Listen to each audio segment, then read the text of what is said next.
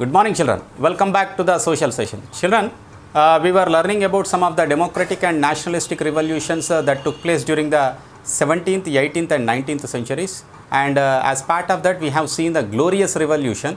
And today, we move on to the new revolution in America, that is American War of Independence.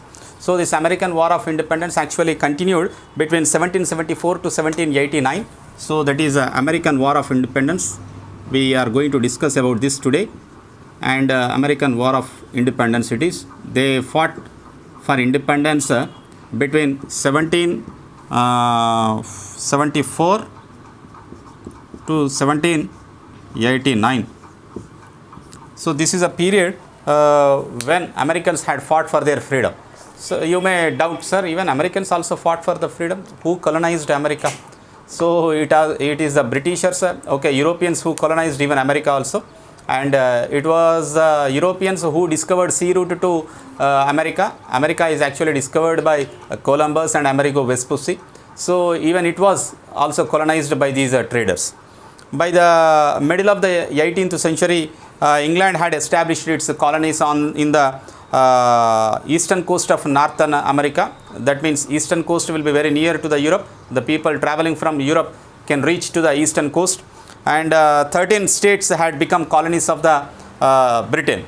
Most of them were occupied by the people from England who had moved to America and settled down there to cultivate lands and to run the small workshops there and conduct the trade also. So actually the people who got settled down are also the English people who traveled from the England, and these 13 colonies were colonized by the Britain.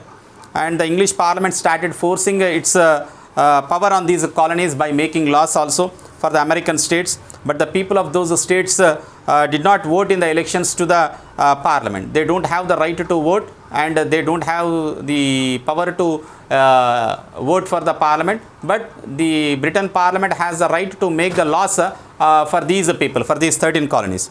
Till 1750s, it was till 1750 that American colonies were inhabited by small and middle-sized farmers only, and who owned the land and they tilled the land. It also had a large number of artisans, and a large number of traders were also present on the eastern coast where these colonies had come up. And however, these colonies doesn't have the large landlords. How you have found it in America, how you have found in Europe, the large landlord system and feudal system, such kind of system was not present in America.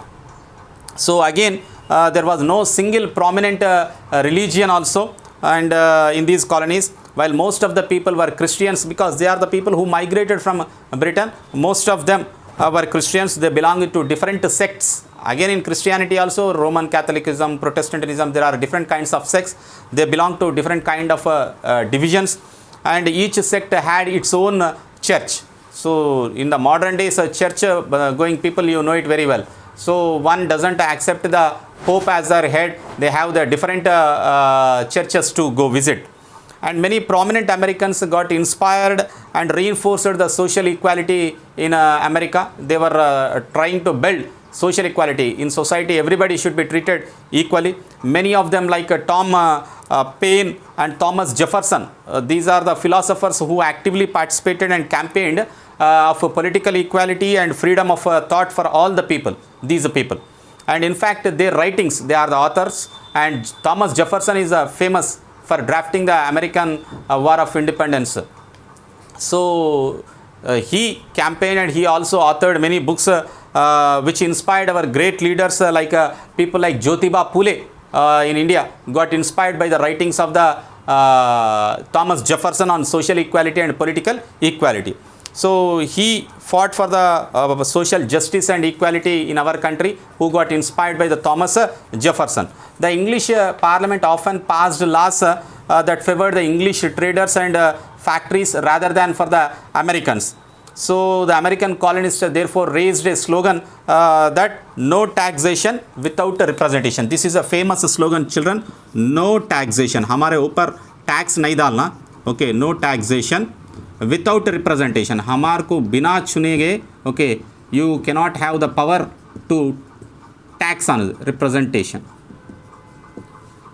So no taxation without representation was a famous slogan given by the Americans against to the English laws passed by the English Parliament, which are in favor of the American traders.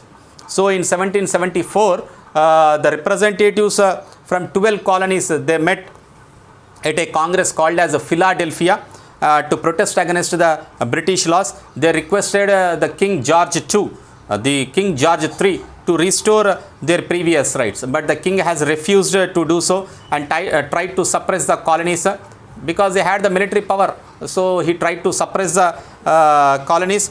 This led to an armed clash between the British and the American soldiers. So that was a war between American soldiers and the British soldiers. Later, there was a second Congress also tried to find a peaceful solution for this war, and they appealed the king not to impose the taxes without their permission. And the king saw this act as an rebellion and declared war in 1775 April. The Americans finally won the war in October 1781. So it was in October 1781 the Americans won the war against the Britain. The American soldiers had won against the Britain soldiers in October 1781. So with the military help from France, actually France helped them against to the Britain. So they had won. American War of Independence ended after Britain had signed a treaty, that is the Treaty of Paris in 1783. So and recognized the independence of the 13 colonies. The Declaration of Independence was adopted on 4th July 1776. The 4th July 1776 itself, they had the Declaration of American War of Independence. The 4th July is considered as a Independence Day for the Americans, 4th July.